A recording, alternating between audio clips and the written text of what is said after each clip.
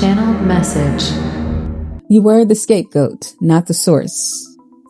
They made you the designated problem so everyone else could stay comfortable. That is scapegoating in plain language. One person gets assigned the anger, shame, resentment, and dysfunction of an entire relationship, family, or group. Once the role sticks, everything you do gets filtered through it. You speak up and suddenly you are disruptive. You pull back and now you're cold. You defend yourself and your reaction becomes the headline while the behavior that provoked it disappears from the conversation. They kept studying your response so nobody would have to study the environment producing it. That was the setup. Projection helped them maintain it. People accused you of the very things they were unwilling to recognize in themselves. The person manipulating the situation questioned your motives. The person carrying envy called you competitive. The person rewriting events insisted that you could not be trusted. They were describing their own behavior through your name. Then came projective identification. They did not merely call you angry. They kept poking the wound until anger finally surfaced. They crossed your limits, dismissed what mattered to you, twisted your words, and waited for the emotional reaction. Once it arrived, they held it like evidence. See, this is who you are. This is what I'm talking about. This is what I'll be talking about, right? Not to mention of what happened before the reaction. No interest in the pressure that had been building. They wanted the final scene without discussing who wrote the rest of the script. That kind of treatment can make a self-aware person turn against themselves. You start replaying every conversation. You wonder whether your tone ruined everything. You search for a more acceptable way to explain pain to people who understand you the first time and simply do not want to be accountable for it. Your ability to self-reflect became useful to people who refused to do any of their own. While you were questioning yourself, they were protecting themselves. That is why the role felt so heavy. You were carrying more than your own emotions. You were holding the tension other people released whenever they blamed you, provoked you, or pulled you into another round of defending your character. They got to discharge. You got to process. They walked away relieved. You stayed behind sorting through emotional debris that did not begin with you. Triangulation kept the story moving whenever direct control stopped working. So instead of speaking to you honestly, they brought other people into it. A selective version of events traveled through private conversations. People began responding to a version of you they had never personally encountered. That group will call it concern. It was actually recruitment. With each person, it made the story feel more legitimate. Now the accusation had witnesses, even though those witnesses only knew what they had been told. Your intuition felt the shift before anyone admitted it. You could sense when a room had already decided who you were. You noticed loaded questions, the strange defensiveness, and the way people reacted to information you had never shared with them. Your body was reading the social pattern while your mind was still trying to give everyone the benefit of a doubt.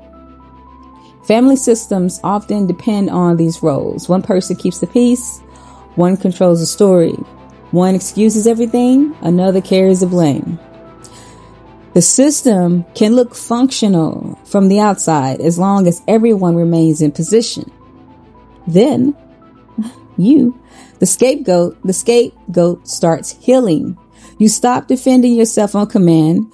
You stop attending conversations where the verdict was decided before you even arrived.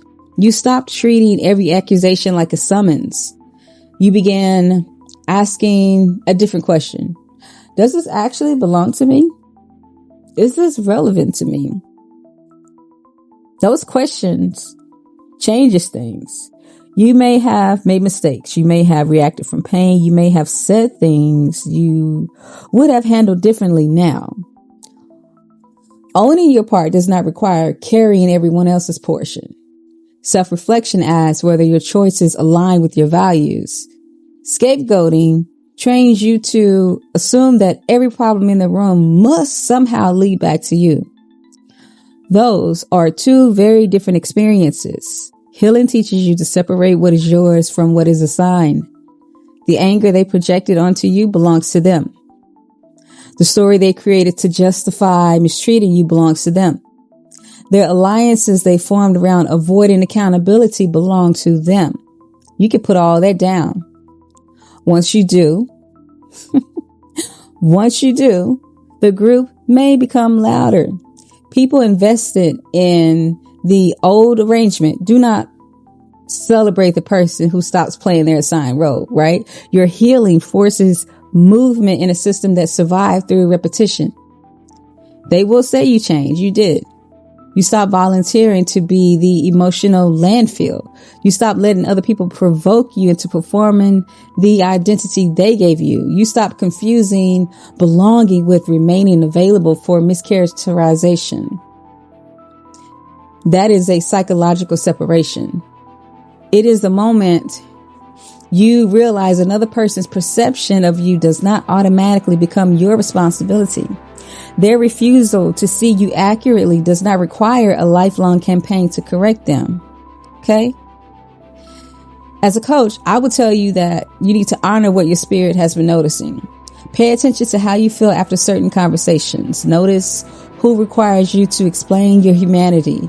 Watch who becomes uncomfortable when you stop accepting blame automatically.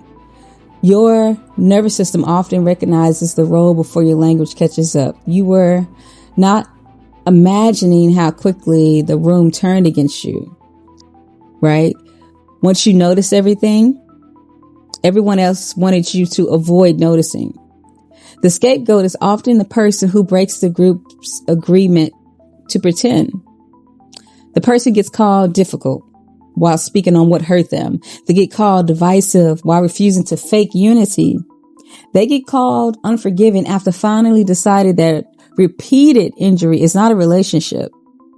The label protects the system from the message. You no longer have to accept that label. Compassion can help you understand how people became this way. It does not require you to keep receiving the consequences of their refusal to heal. Hear me. You can recognize their wounds without becoming the place where those wounds keep bleeding. You can understand the family pattern without returning to the opposition inside it. You can love people from a distance, right? You can love people from a distance that protects your mind, body, and spirit. The role ended when you stopped carrying it. Now, everyone involved has to sit closer to their own behavior. The same anger appears in new relationships. The same control enters new conversations. The same conflicts keeps returning after the person once blamed for everything is no longer present. At some point, changing the target stops hiding the pattern. You were never the source of everything they placed on you. You were the person they used to keep the source out of you. Now you know the name of the role, scapegoat. You know the mechanisms that kept it alive, projection, projective identification, triangulation. You stopped carrying what they handed you. You stopped performing the identity they assigned to you. You stopped returning to systems that only know how to function when somebody else holds all the blame. They called you the problem. You were the person who finally put the problem back where it belonged.